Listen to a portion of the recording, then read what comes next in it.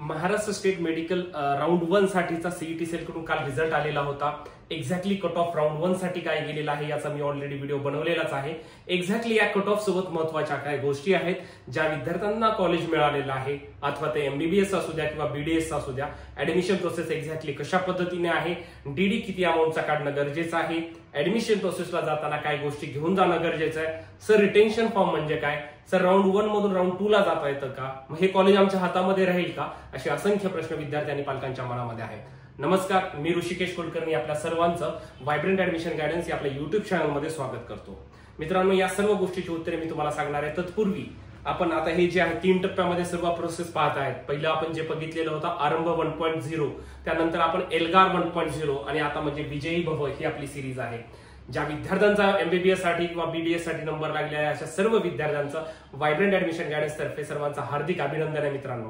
आणि ज्या विद्यार्थ्यांचा नंबर लागला नाही त्यांनी निराश व्हायचं नाहीये, अजून पुढचे बरेचसे राऊंड राहिलेले आहेत, ही सुरुवात आहे। एक्झॅक्टली बघा, आता आपण याच्यामध्ये बघणार आहेत की ज्या विद्यार्थ्यांचा नंबर लागला त्यांनी पुढे प्रोसेस काय करणं गरजेचं आहे आणि ज्यांचा लागला नाही त्यांनी पण काय करावं हे देखील आपण आता क्लिअर करूया। ठीक आहे, आपण याच्यामध्ये पाहणार आहेत विजयी भव 1.0 मध्ये medical admission process round 1 admission process कशी करावी। ठीक आहे, आता एक्झॅक्टली याच्यापूर्वी बघा, जेव्हा आपण काही म्हणजे साधारणतः 1 ते 1.5 महिन्यापूर्वी मी एक व्हिडिओ बनवलेला होता, त्याचा आपलं युट्यूबच्या चॅनलवर देखील मी व्हिडिओ प्रकाशित केलेला आहे। त्याच्यामध्ये आपण एक्सपेक्टेड कट ऑफ काढलेला होता मित्रांनो। व्हायब्रंट हे एकमेव असं आहे की ज्यामध्ये आम्ही विद्यार्थ्यांना ऑथेंटिक आणि अगदी बरोबर माहिती देण्याचा प्रयत्न करतो, जेणेकरून विद्यार्थ्यांना सर्व ऍडमिशन प्रोसेस सोपी वाटते। आपण याच्यामध्ये आपण एक प्रिडिक्शन केलेलं होतं की साधारणतः ओपन कॅटेगरीचा कट ऑफ काय जाऊ शकतो। याच्यामध्ये आम्ही असं केलेलं होतं 508 ते 509च्या रेंज पर्यंत ओपन कॅटेगरीचा कट ऑफ राहू शकतो। हे माझा एक्सपेक्टेड कट ऑफ आपला होता व्हायब्रंटचा। ठीक आहे, एक्सपेक्टेड। आता तुम्ही इथे बघू शकता, ऍक्च्युअली बघा जो कालचा कट ऑफ आलेला आहे, ठीक आहे, तर याच्यामध्ये बघा कालचा कट ऑफ जो आहे तर ओपन कॅटेगरीसाठी कितीला क्लोज झाले 509। एक्झॅक्टली तुम्ही सर्व कॅटेगरीचं चेक करू शकता, अगदी 2 ते 3 मार्काचा फरक आहे, बाकी काही नाहीये। त्याच्यामुळे ऑथेंटिक माहिती देण्यासाठी आम्ही तुमच्यासमोर येत असतो। त्याच्यामुळे जे विद्यार्थी पहिल्यांदा आपला व्हिडिओ बघत आहेत अशा सर्व विद्यार्थ्यांनी आपल्या या युट्यूब चॅनलला सबस्क्राईब करायचं आहे। ठीक आहे, तरी पण पुन्हा एकदा तुम्हाला मी सर्व कट ऑफ सांगतो। ओपन कॅटेगरीसाठी 509 ला क्लोज झालाय, त्या विद्यार्थ्याचा स्टेट रँक आहे हा जो आहे 3385, हा स्टेट रँक आहे, हा ऑल इंडिया रँकेमध्ये दिलेला आणि हा आहे नीटचा स्कोर। एससी कॅटेगरीमध्ये 12160, नीट स्कोर आहे 432, वुमन मध्ये 433, एसटी कॅटेगरी 342 गव्हर्नमेंटसाठी, VJ category 477, NT1 450, NT2 502, NT3 507, OBC 505, SCBC 504 आणि ईडब्ल्यूएस मध्ये 488 ला गव्हर्नमेंट एमबीबीएस राऊंड 1 साठी क्लोज झाले मित्रांनो। आणि ते सेमी गव्हर्नमेंट जर बघायचं झालं तर 479 ला ओपन कॅटेगरीला क्लोज झालं, एससी कॅटेगरीमध्ये 422, एसटी कॅटेगरीमध्ये 328, विजय मध्ये 463, NT1 436, NT2 478, NT3 478, OBC 478, SCBC 477, त्या विद्यार्थ्याचा स्टेट रँक आहे 6813, ऑल इंडिया रँक आहे 81478। अशा पद्धतीने राऊंड 1 चे कट ऑफ क्लोज झाले आहेत मित्रांनो। ठीक आहे, आता हे तर आहे कट ऑफचं सांगितलेलं आपण। आता ज्या विद्यार्थ्यांचा नंबर लागला अशा विद्यार्थ्यासाठी पुढची प्रोसेस काय, ज्या विद्यार्थ्यांना आता या कट ऑफच्या प्रमाणे किंवा राऊंड 1 मध्ये अलॉटमेंट झालेली आहे अशा विद्यार्थ्यांनी एक्झॅक्टली ऍडमिशन प्रोसेससाठी काय स्टेप करणं गरजेचं हे आता आपण बघणार आहे। अनेक विद्यार्थ्यांचे कॉल येतात, जसे की मी तुम्हाला ऑलरेडी पण एक लाईव्ह सेशन घेतलं होतं, त्याच्यामध्ये सांगितलं होतं जेव्हा राऊंड 1 चा रिझल्ट लागेल, मग तो एमबीबीएस असेल किंवा बीडीएसचा असेल, तर बघा आता आधी ज्यांचा नंबर लागला त्यांच्यासाठी मी सांगतो, जर तुम्हाला कालच्या या लिस्टमध्ये कॉलेज जर अलॉटेड झाला असेल, तुम्हाला जर कॉलेज मिळालं असेल, तर अशा विद्यार्थ्याकडे 2 ऑप्शन्स आहेत। काय ते 2 option, want to take admission म्हणजे तुम्हाला ऍडमिशन जर घ्यायची इच्छा असेल तो एक ऑप्शन आहे, दुसरा आहे फ्री एक्झिट। आता ज्या विद्यार्थ्याने ऍडमिशन घ्यायचंय अशा विद्यार्थ्यासाठी काय महत्वाचं आहे, अशा विद्यार्थ्यांना काय करायचं, डाउनलोड प्रोव्हिजनल अलॉटमेंट लेटर। एक अलॉटमेंट लेटर आलं आहे, त्याची लिंक आम्ही ग्रुपमध्ये दिलेली आहे। हे अलॉटमेंट लेटर प्रत्येक विद्यार्थ्याला डाउनलोड करणं गरजेचं आहे। मग ते डाउनलोड करायचं, त्याच्यावरती तुमचं नाव असतं, अलॉटेड कोटा असतो, कॅटेगरी असते, कॉलेजचं नाव असतं की कोणतं कॉलेज तुम्हाला मिळालेलं आहे, त्याला म्हणतात प्रोव्हिजनल। ह्याला प्रोव्हिजनल काय म्हटलं जातं, हे सगळं हे घेऊन कॉलेजला जेव्हा ऍडमिशन होतं त्यावेळेस कॉलेजकडून तुम्हाला एक फायनल अलॉटमेंट लेटर दिलं जातं, त्याच्यामुळे याला प्रोव्हिजनल असं म्हटलं जातं। दुसरी गोष्ट काय, ज्यांना ऍडमिशन घ्यायचं त्यांना हे लेटरचं डाउनलोड करायचं, पुन्हा काय, मेक डिमांड ड्राफ्ट म्हणजे DD and prepare original documents with xerox cell. आता प्रत्येक कॉलेजचा आम्ही एक लिंक दिलेली आहे, ड्राईव्हची, गुगल ड्राईव्हची एक लिंक दिलेली आहे, त्या लिंकवर आम्ही सर्व गव्हर्नमेंट, सर्व सेमी गव्हर्नमेंट एमबीबीएसचे वगैरे सर्व कॉलेजचे फी स्ट्रक्चर आम्ही अपलोड केलेले आहे। विद्यार्थ्यांनी तिथे जायचंय, प्रत्येक कॉलेजचं दिलेलं आहे, त्या कॉलेजमध्ये आपली कॅटेगरी कोणती आहे बघायची, त्या कॅटेगरीनुसार मला फीस किती पडते आणि त्याच पीडीएफ मध्ये खाली दिलेलं आहे की डीडी इन फेवर ऑफ, कॉलेजचं नाव असेल, डीन असेल, जे काय असेल ते त्या ह्याचा डिमांड ड्राफ्ट तयार करायचा आहे त्या फीसचा आणि ओरिजिनल सर्व डॉक्युमेंट्स जे आपण अपलोड केलेले आहेत अशा ओरिजिनल डॉक्युमेंटचा एक पूर्ण सेट, त्याच्यासोबत त्याचे कमीत कमी 4 झेरॉक्स सेट आणि हे झेरॉक्स सेट अटेस्टेड असले पाहिजेत किंवा तुम्ही सेल्फ अटेस्टेड विद्यार्थ्याची प्रत्येक पेजवर साईन जरी असेल तरी देखील चालेल. ठीक आहे, म्हणजे हे सर्व ओरिजिनल डॉक्युमेंट सर्व, त्यानंतर झेरॉक्स सेट त्याचं अटेस्टेड करून घ्या किंवा सेल्फ अटेस्टेड असले तरी चालेल. हे सर्व तुम्हाला कमीत कमी 3 ते 4 झेरॉक्स सेट असणं गरजेचं आहे. Take admission by visiting to college by physical mode, हे म्हणजे फिजिकल लक्षात घ्या. काही विद्यार्थी काही पालकांचे फोन येतात, तर मग विद्यार्थ्याला घेऊन जाणं गरजेचं आहे का? 100% गरजेचं आहे. विद्यार्थीला ऍडमिशन साठी तिथे प्रेझेंट असणं कॉलेजमध्ये गरजेचं आहे, तर आणि तरच त्या विद्यार्थ्याचं ऍडमिशन होत असतं. त्याच्यामुळे फिजिकल मोडला विद्यार्थ्याला तिथे ऍडमिशनला जावंच लागतं. आणि याच्यासोबत अजून काय करायचं, विद्यार्थ्यांना त्यांचे पासपोर्ट साईजचे 9 ते 10 फोटो घेऊन जायचे आहे आणि विद्यार्थ्यांना काय करायचं, एक पेनड्राईव्ह सोबत घेऊन जायचा. पेनड्राईव्ह, त्या पेनड्राईव्ह मध्ये काय पाहिजे, सर्व हे जे ओरिजिनल डॉक्युमेंट आहेत ह्या सर्व ओरिजिनल डॉक्युमेंटची एक सॉफ्ट कॉपी पाहिजे. ठीक आहे, सॉफ्ट कॉपी त्याच्यामध्ये घेऊन जायचे. आम्ही स्कॅन करून ठेवलेले, ज्यांच्याकडे नाहीये त्यांनी आम्हाला कॉल करा, आम्ही तुम्हाला सॉफ्ट कॉपी त्या विद्यार्थ्याची लगेच फोल्डर आम्ही पाठवून देऊ तुम्हाला. ठीक आहे, मग आता ह्या सर्व गोष्टी म्हणजे काय काय घेऊन जायचं विद्यार्थ्याला, अलॉटमेंट लेटर, त्याच्यानंतर demand draft, original document, Xerox document, photo, त्याच्यानंतर एक पेन ड्राईव्ह आणि फिजिकल मोडमध्ये कॉलेजला जाऊन ऍडमिशन घ्यायचं. ठीक आहे, आता जे विद्यार्थी विचार करत असतील सर मला हे कॉलेज नकोय, एनी हाव मला नकोय, मला पुढच्या राऊंड मध्ये, जरी पुढच्या राऊंडला मला कॉलेज मिळालं नाही तरी चालेल, परंतु मला आता कॉलेजच नकोय, तर अशा विद्यार्थ्यांनी फ्री एक्झिट प्रोसेस करायची. फ्री एक्झिट म्हणजे काहीच करायचं नसतं, कॉलेजला जायची पण गरज नसते. याच्यात काय सांगितले, नीड नॉट टू व्हिजिट, इथं बघा, need not to visit to college for admission process, म्हणजे कॉलेजला जाऊन व्हिजिट करण्याची बिलकुल गरज नाहीये. एलिजिबल फॉर सेकंड राऊंड, असे सर्व विद्यार्थी सेकंड राऊंड साठी एलिजिबल असतात. We can not claim for this seat.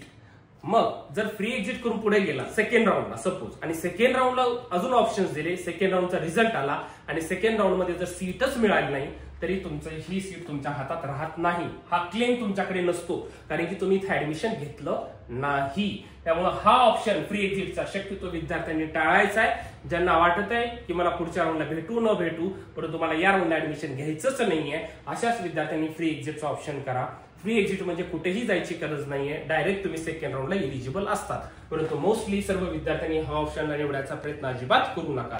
सर्वांनी ऍडमिशन घेऊन पुढे जायचं. आता सर ऍडमिशन तर घेतलंय, आता रिटेन्शन फॉर्म म्हणजे काय असतो, मला पुढच्या राऊंडला जाता येतं का, हा पुढचा प्रश्न आहे. पहिलं काय आपण सांगितलं, ऍडमिशन कशा पद्धतीने करायचंय, सोबत काय डॉक्युमेंट घेऊन जायचे. आता कॉलेजला गेला, सर्व ऍडमिशन प्रोसेस झाली, आता प्रश्न असतो मला पुढच्या राऊंडला जायचंय, म्हणजे सेकंड राऊंडला मला जाता येईल का. तर लक्षात घ्या, प्रत्येक विद्यार्थ्याला सेकंड राऊंडला जाता येतं. आता सेकंड राऊंडला जाणं म्हणजे काय असतं ते पण सांगतो तुम्हाला. इथे तुम्हाला स्क्रीनवर दिसत असेल रिटेन्शन फॉर्म. आपण जेव्हा ऍडमिशन प्रोसेस सर्व कंप्लीट करतो तेव्हा कॉलेजमधून तुम्हाला विचारलं जाते की तुम्हाला रिटेन्शन फॉर्म सबमिट करायचा का नाही करायचा, म्हणजे ते कॉलेज रिटेन करायचंय का नाही, याचा अर्थ लक्षात घ्या. कॉलेजला रिटेन करणं म्हणजे काय, रिटेन्शन फॉर्म भरणं म्हणजे काय, तर बघायचे थोडक्यामध्ये, इफ आता रिटेन्शन फॉर्म जर भरला, कन्फर्म सीट झाली, ती सीट तुमची कन्फर्म झाली, तुम्ही राऊंड 2 मध्ये जाऊ शकत नाही, हे लक्षात घ्या. म्हणजे राऊंड 1 ची सीट कन्फर्म झाली जर तुम्ही फुल्ली सॅटिस्फाईड असाल की मला हेच कॉलेज पाहिजे होतं, हेच माझ्या स्वप्नातलं कॉलेज होतं, मला आता पुढे जायची गरजच नाहीये, मला विचारही करत नाही मी दुसऱ्या कॉलेजचा, मी फुल्ली सॅटिस्फाईड आहे, अशा विद्यार्थ्यांनी रिटेन करून टाकायचं, म्हणजे रिटेन्शन फॉर्म भरायचा. असे विद्यार्थी पुढच्या राऊंडला इलिजिबल नसतात. Not eligible for second round. जे विद्यार्थी रिटेन्शन फॉर्म भरतील त्या विद्यार्थ्यांचा प्रवास राऊंड 1 पुरताच होता असं समजायचंय आणि त्या विद्यार्थ्यांना पुढे जाता येत नाही. सर मला हे कॉलेज पार्शियली आवडलंय, ठीक आहे, आता पहिल्या राऊंडला मला हे भेटलं, परंतु मला अजून अपेक्षा आहे अजून चांगल्या कॉलेजेसची, मला अजून पुढे जायचंय, तर अशा विद्यार्थ्यांनी काय करणं गरजेचं आहे, तर अशा विद्यार्थ्यांनी रिटेन्शनचा फॉर्म अजिबात भरायचा नाही. आणि मी सर्व विद्यार्थ्यांना हा सेकंड नंबरचा ऑप्शन सजेस्ट करेन, ऍडमिशन घ्या आणि रिटेन्शन फॉर्म भरू नका, म्हणजे बेटरमेंटला अप्लाय करा, जेणेकरून तुम्हाला अजून चांगलं कॉलेज मिळण्याची पॉसिबिलिटी होत असते, कारण आपल्याला पुढे जाता येतं अजून. ठीक आहे, मग रिटेन्शन फॉर्म भरायचं नाही म्हणजे काय, ऍडमिशन सर्व घ्यायचं, प्रोसेस करायची पूर्ण. Take admission by holding round 1 seat, admission सर्व घ्यायचं, हे करायचं आणि कॉलेजमध्ये सांगायचं मला बेटरमेंटला जायचंय, मला पुढच्या राऊंडला जायचंय, त्याच्यामुळे मला हे कॉलेज रिटेन करा. म्हणजे रिटेन्शनचा फॉर्म सबमिट नाही करायचा, म्हणजे तुम्ही सर्व पुढच्या राऊंडला ऑटोमॅटिक इलिजिबल होता. इलिजिबल फॉर सेकंड राऊंड, कळलं.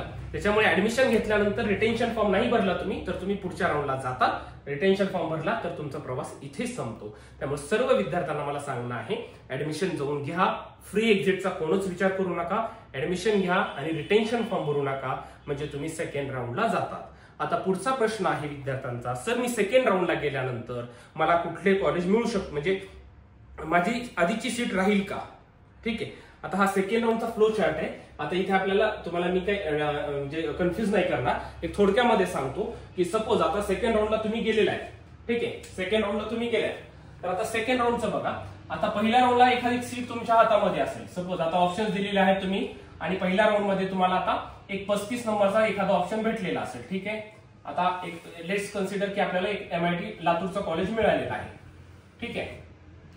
आता आणि तुम्ही ते ऍडमिशन घेतलात आणि रिटेन्शन फॉर्म काय केलाय, रिटेन्शन फॉर्म सबमिट नाही केला, म्हणजे तुम्ही काय झालं, ऑलमोस्ट तुम्ही मग काय झालं, सेकंड राऊंडला इलिजिबल झाला. मग सेकंड राऊंडला आपल्याला अजून ऑप्शन्स देता येतात. आता काही विद्यार्थ्यांचा फोन येत आहे, सर मी हाच ऑप्शन फॉर्म राहणार का माझा, का मला ते चेंजेस करता येणार? तर हे ऑप्शन्स राऊंड 1चे ऑप्शन हे नल अँड वॉइड होतात. नल अँड वॉइड म्हणजे टोटली कॅन्सल होतात. नवीन फ्रेश आपल्याला फॉर्म भरावा लागतात, फ्रेश चॉईस फिलिंग करावी लागते आणि आपल्याला हे पुन्हा चॉईसेस द्यायचे आपल्याला. आणि जर दिलेल्या ऑप्शन्स पैकी समजा एखादं कॉलेज मिळालं, सपोज आता हे MIT आपल्याला पुणेचं तळेगावचं कॉलेज मिळालंय. ठीक आहे, पुणेचं कॉलेज मिळालं आपल्याला. जर पुढे कॉलेज मिळालं तेव्हा हे ऑटोमॅटिक कॅन्सल होणार आहे. ऑटोमॅटिक कॅन्सल होणार आहे. अशी चॉईस राहत नाही की मी आता हे कॉलेज घेऊ का हे कॉलेज घेऊ. जर पुढचं कॉलेज मिळालं म्हणजे काय होणार आहे, तुम्ही रिटेन्शन भरला नाही म्हणजे पुढे जायची इच्छा व्यक्त केली, पुढे मिळाल्यानंतर तुम्हाला जे मिळालं ते कॉलेज घ्यावंच लागेल. हे कॉलेज तुमचं बाय डिफॉल्ट कॅन्सल झालेलं असतं. पण अशा विद्यार्थ्यांना काय करावं लागतं, एक अजून एकदा एक चक्कर या कॉलेजला मारावी लागते. इथे कॅन्सलेशनचा फॉर्म भरायचा, तुमचा भरलेला DD वापस देतात, तुमचं भरलेले सर्व डॉक्युमेंट्स ते वापस देतात आणि नव्याने पुन्हा जाऊन या कॉलेजला जाऊन या कॉलेजचे फीस भरायची आणि इथे ऍडमिशन घ्यायचं. जे विद्यार्थी रिटेन्शन फॉर्म भरणार नाही त्यांना हे मात्र प्रोसेस एक्स्ट्रा करावीच लागते. जर पुढचं कॉलेज मिळालं आधीचं कॉलेज कॅन्सल होणार. समजा सेकंड राऊंडला गेलाय, कॉलेज ऑप्शन्स भरलेत आपण, पण सर मला एकही सीट मिळाली नाही, मला नॉट चॉईस अवेलेबल आलं, हे नो चॉईस अवेलेबल, एकही कॉलेज मिळालं नाही, तर माझं कसं असणार आहे, तर तुमचं हेच कॉलेज कन्फर्म असणार आहे, कारण की तुम्ही इथे जाऊन ऍडमिशन घेतलेलं आहे.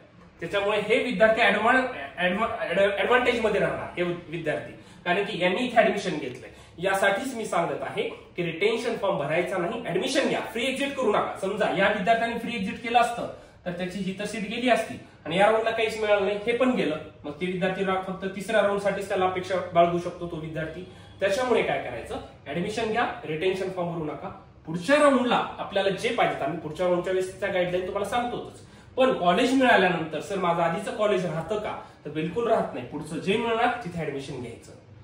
ऍडमिशन नाहीच, तुम्हाला पुढच्या राऊंडला काही सीट मिळाली नाही, तर राऊंड 1ची सीट तुमची ऍज इट इज तसंच राहत असते. त्याच्यामुळे हे देखील लक्षात घ्या. काही विद्यार्थ्यांचे फोन येत आहेत की सर आम्ही आता ऍडमिशन घेतलं, पुढच्या राऊंडला गेलो आणि आम्हाला सीट मिळाली नाही, तर आमची ही कॉलेज आमच्या हातात राहतं का, राहतं. काही विद्यार्थ्यांचे असे प्रश्न आहेत की सर पुढच्या राऊंडला जर कॉलेज आम्हाला मिळालं, इथं भरलेली फीसचं काय होणार. जर पुढच्या राऊंडला कॉलेज मिळालं की ही सीट तुमची ऑटोमॅटिक कॅन्सल झालेली असते. तो DD तुमचा ऍज इट इज तुम्हाला वापस मिळतो. एक कॅन्सलेशनचा फॉर्म असतो, तो फॉर्म कॉलेजमध्ये जाऊन तुम्हाला भरायचा असतो. त्याचे 1500 रुपये फीस असते, 1500 रुपये तेवढीच फीस तुमची घेतली जाते आणि तो DD तुम्हाला ऍज इट इज वापस देतात. जे नव्यानं कॉलेज मिळेल तिथे त्या नवीन फीसचा DD काढायचा आणि मग ऍडमिशन घ्यायचं. अशा पद्धतीने ही प्रोसेस आहे. त्याच्यामुळे हे लक्षात घ्या. कट ऑफ मी तुम्हाला सांगितलेले आहे. ऍडमिशन सोबत करण्यासाठी काय करावं लागतं हे देखील मी तुम्हाला सांगितलेलं आहे. लवकरात लवकर डिमांड ड्राफ्ट काढायचा आहे. 15 आणि 16 हे 2 दिवस सुट्टी आहे. 22 तारखेपर्यंत आपल्याला वेळ दिला आहे ऍडमिशनसाठी. त्याच्यामुळे ऍडमिशनला जायचं. तिथे गेल्यानंतर काही अडचणी आल्या तर नक्कीच आपल्या व्हायब्रंट टीमला कॉन्टॅक्ट करा. आम्ही तुम्हाला सर्वतोपरी शेवटच्या ह्याच्यापर्यंत सर्व प्रयत्न करण्याची आम्ही मदत करणार आहेत. त्यामुळे आपल्याला व्हायब्रंटच्या लातूर, बीड, बारामती, नांदेड, पुणे आणि संभाजीनगर कुठल्याही ऑफिसला तुम्ही कॉन्टॅक्ट करू शकता आणि सर्व ही ऍडमिशन प्रोसेस कंप्लीट करू शकतात. शक्यतो विद्यार्थ्यांनी फ्री एक्झिट करू नका, ऍडमिशन घ्या, बेटरमेंट करून अजून पुढे जावा. इफ तुम्ही सॅटिस्फाईड असाल तर रिटेन्शन फॉर्म सबमिट करा आणि ह्या राऊंड पुरतं तुमचे सर्व प्रोसेस संपून जाईल मित्रांनो. अशा पद्धतीने याच्या रिलेटेड काही अडचणी असतील, काही कॉलेजचा फी स्ट्रक्चर समजत नसेल, काही कॉलेजचा किती DD काढायचा समजत नसेल, काही अडचणी येत असतील तर कमेंट सेक्शन मध्ये सांगा. त्यावर नवीन व्हिडिओ, नवीन गोष्टी तुमच्यासमोर मांडण्याचा आम्ही प्रयत्न करणार मित्रांनो. जे विद्यार्थी नव्याने आहेत अशा विद्यार्थ्यांनी आपल्या या YouTube चॅनलला सबस्क्राईब करायचं आहे, जेणेकरून आम्हाला अनेक व्हिडिओज तुमच्यासमोर पोहोचण्यासाठी मदत होईल मित्रांनो. Thank you so much.